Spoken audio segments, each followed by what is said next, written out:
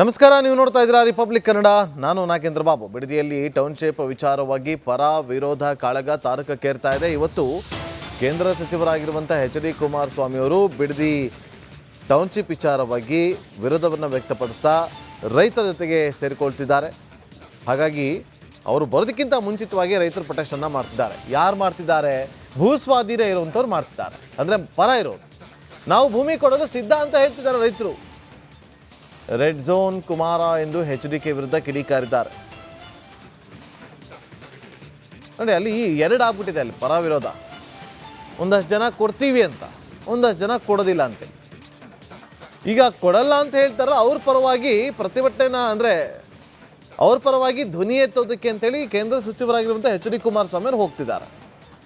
ಅವ್ರಿನ್ನೂ ಹೋಗಿಲ್ಲ, ರೀಚ್ ಆಗಿಲ್ಲ. ಅವ್ರು ಬರೋಕ್ಕಿಂತ ಮುಂಚೆನೇ ಈ ಕಡೆ ನಾವು ಭೂಮಿಯನ್ನು ಕೊಡೋರು ಯಾರಿದ್ದಾರಲ್ಲ, ಅವರು ಕುಮಾರಸ್ವಾಮಿ ವಿರುದ್ಧವಾಗಿ ಆಕ್ರೋಶವನ್ನು ವ್ಯಕ್ತಪಡಿಸ್ತಾ ಈ ಒಂದು ಪ್ರತಿಭಟನೆಯನ್ನು ಮಾಡ್ತಾರೆ.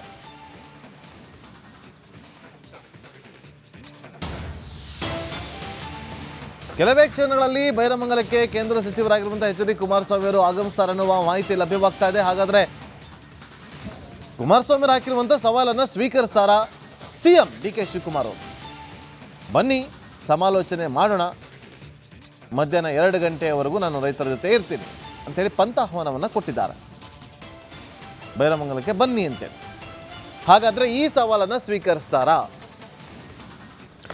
ಡಿ.ಕೆ. ಶಿವಕುಮಾರ್ ಅವರು ಬನ್ನಿ ಚರ್ಚೆ ಮಾಡೋಣ ಅಂತ ಪಂಥಾಹ್ವಾನವನ್ನು ಕೊಟ್ಟರು. ನಾನು ಬರೋದಕ್ಕೆ ಸಿದ್ಧ ಅಂತ ಹೇಳಿದ್ರು ಎಚ್.ಡಿ. ಕುಮಾರಸ್ವಾಮಿ ಅವರು. ಆದರೆ ಇಲ್ಲಿ ಮಾಡೋಣ, ರೈತರ ಜೊತೆಯಲ್ಲಿ ಸಭೆಯನ್ನು ಮಾಡೋಣ, ಬನ್ನಿ ಅಲ್ಲಿ ಚರ್ಚೆ ಮಾಡೋಣ ಅಂತ ಹೇಳಿದ್ರು. ಆಗ ಸಿಎಂ ಆಪ್ತ ವಲಯದಲ್ಲಿ ಗುರುತಿಸಿಕೊಂಡಿರುವಂಥ ಶಾಸಕ ಬಾಲಕೃಷ್ಣ ಅವರು ಕುಮಾರಸ್ವಾಮಿ ಅವರ ವಿರುದ್ಧವಾಗಿ ಮಾತಾಡಿದ್ರು. ಲಾ ಆ್ಯಂಡ್ ಆರ್ಡರ್ ಪ್ರಾಬ್ಲಮ್ ಆಗುತ್ತೆ, ಇಲ್ಲಿ ಬಂದು ಚರ್ಚೆ ಮಾಡೋದಕ್ಕೆ ಸಾಧ್ಯನಾ ಅಂತ ಹೇಳಿ ತೀವ್ರ ಆಕ್ರೋಶವನ್ನು ಕೂಡ ವ್ಯಕ್ತಪಡಿಸಿದ್ರು. ಅದೇ ಕುಮಾರಸ್ವಾಮಿ ಅವರು ಕೂಡ ಉತ್ತರವನ್ನು ಕೊಟ್ಟರು. ನೋಡಿ, ನಿಮಗೆ ಇಲ್ಲಿ ಬರೋದಕ್ಕೆ ಆಗೋದಿಲ್ವಾ? 1-5 ಜನ ಕರ್ಕೊಂಬರ್ತೀವಿ, ಅಲ್ಲಿ ಸಭೆ ಮಾಡಿ. ರೈತರು ಮುಂದೆ ಸಭೆ ಮಾಡಬೇಕು. ಯಾಕೆ ನಾವು ಕೃಷ್ಣದಲ್ಲಿ, ನಾನು ಸಿ ಎಂ ಆಗಿದ್ದೆ, ಕೃಷ್ಣದಲ್ಲಿ ನಾವು ಮೀಟಿಂಗ್ ಮಾಡಿರ್ಲಿಲ್ವಾ ಅಂತ ಹೇಳಿದ್ರು. ಹಾಗಾಗಿ ಇವತ್ತು ನಾನು ಬೈರಮಂಗಲಕ್ಕೆ ಹೋಗ್ತಾ ಇದ್ದೀನಿ, ಬನ್ನಿ ಅಲ್ಲಿ ಚರ್ಚೆ ಮಾಡೋಣ ಅಂತೇಳಿ ಆಹ್ವಾನವನ್ನು ಕೊಟ್ಟಿದ್ದಾರೆ. ಹಾಗಾದರೆ ಡಿ.ಕೆ. ಶಿವಕುಮಾರ್ ಅವರು ಇವತ್ತು ಬರ್ತಾರಾ, ಪಂಥ ಆಹ್ವಾನವನ್ನು ಸ್ವೀಕರಿಸ್ತಾರ ಅನ್ನೋದು ಈಗಿರುವಂಥ ಪ್ರಶ್ನೆ. ಮತ್ತಷ್ಟು ಮಾಹಿತಿಯನ್ನು ಕೊಡೋದಕ್ಕೆ ನಮ್ಮ ರಿಪೋರ್ಟರ್ ಸತ್ತಾರ್ ನೇರ ಸಂಪರ್ಕದಲ್ಲಿ ಜಾಯ್ನ್ ಆಗಿದ್ದಾರೆ. ಸತ್ತಾರ್, ಏನಾಗ್ತಾ ಇದೆ ಅಲ್ಲಿ?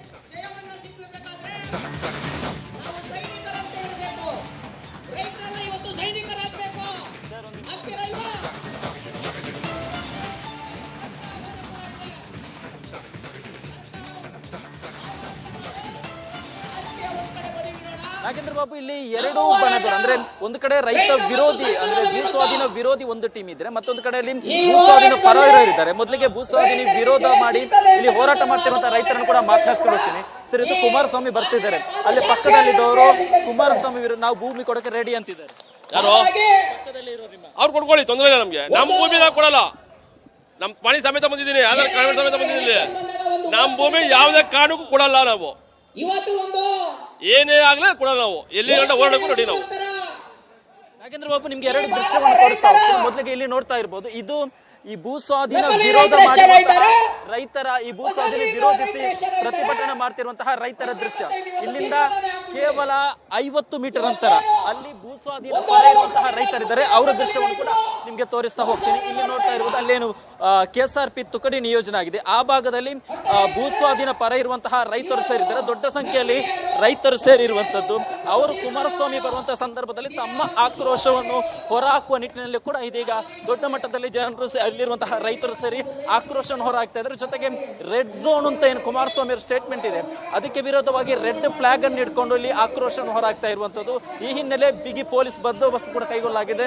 ಇಡೀ ರಸ್ತೆಯುದ್ದಕ್ಕೂ KSRP ತುಕಡಿಯನ್ನು ಕೂಡ ನಿಯೋಜನೆ ಮಾಡಲಾಗಿದೆ. ಸರಿಸುಮಾರು 10ಕ್ಕೂ ಅಧಿಕ KSRP ತುಕಡಿ ನಿಯೋಜನೆ ಆಗಿದೆ. ಅಲ್ಲಿಂದ ಅಂದ್ರೆ ಕುಮಾರಸ್ವಾಮಿ ಅವರು ಭೇಟಿ ಕೊಡುವ ಕೇವಲ 50 ಮೀಟರ್ ದೂರದಲ್ಲಿ ಇದೀಗ ದೊಡ್ಡ ಮಟ್ಟದಲ್ಲಿ ರೈತರು ಸೇರಿರುವಂತದ್ದು. ಕುಮಾರಸ್ವಾಮಿ ಅವರ ವಿರೋಧಿಸಿ ರೈತವನ್ನು ಸೇರಿಸ್ತಾ ಇದ್ದಾರೆ. ಯಾವುದೇ ಕಾರಣಕ್ಕೂ ಕೂಡ ಕುಮಾರಸ್ವಾಮಿ ಅವರು ಬರಬಾರ್ದು, ಅವರು ಯಾಕಂದ್ರೆ ನಾವು ಇಲ್ಲಿ ಭೂಮಿ ಕೊಡೋಕೆ ರೆಡಿ ಆಗ್ತಾ ಇದ್ದೇವೆ. ಕುಮಾರಸ್ವಾಮಿ ಅವರು ಬರ್ತಾ ಇರೋದು ಕೇವಲ ರಾಜಕೀಯಕ್ಕೋಸ್ಕರ ಅನ್ನೋ ಅರ್ಥದಲ್ಲಿ ಇಲ್ಲಿರುವಂತಹ ರೈತರು ಸೇರಿರುವಂತದ್ದು. ಸದ್ಯಕ್ಕೆ ಎರಡೂ ಭಾಗದಲ್ಲೂ ಕೂಡ ಪೊಲೀಸರು ಬಿಗಿ ಭದ್ರತೆಯನ್ನು ಕೂಡ ಕೈಗೊಂಡಿದ್ದಾರೆ. ಯಾಕಂದ್ರೆ ಇಲ್ಲಿಂದ ಕೇವಲ 50 ಮೀಟರ್ ಅಂತರದಲ್ಲಿ ಇದೀಗ ಎರಡೂ ಜಾಗದಲ್ಲಿ ಕೂಡ ಪ್ರತಿಭಟನೆ ರೆಡಿಯಾಗಿರೋದ್ರಿಂದ ಪೊಲೀಸರು ಕೂಡ ಬಿಗಿ ಭದ್ರತೆಯನ್ನು ಕೈಗೊಂಡಿದ್ದಾರೆ. ನಾಗೇಂದ್ರ ಬಾಬು, ಸತ್ತಾರ್ ನೋಡಿ, ಈಗ ಏನ್ ಚರ್ಚೆ ಆಗ್ತಾ ಇದೆ, ಈಗ ಕುಮಾರಸ್ವಾಮಿ ಅವರು ಬರ್ತಿದ್ದಾರೆ, ಆ ಕಡೆ DK ಶಿವಕುಮಾರ್ ಅವರಿಗೆ ಪಂಥಹವನವನ್ನ ಕೊಟ್ಟಿದ್ದಾರೆ, ಬನ್ನಿ ಇಲ್ಲೇ ಚರ್ಚೆ ಮಾಡೋಣ ಅಂತೇಳಿ. ಈ ವಿಚಾರವಾಗಿ ಅಲ್ಲಿ ಏನ್ ಚರ್ಚೆ ಆಗ್ತಾ ಇದೆ, ಬರ್ತಾರ DK ಶಿವಕುಮಾರ್ ಅವರು ಇಲ್ವಾ ಅನ್ನೋದು.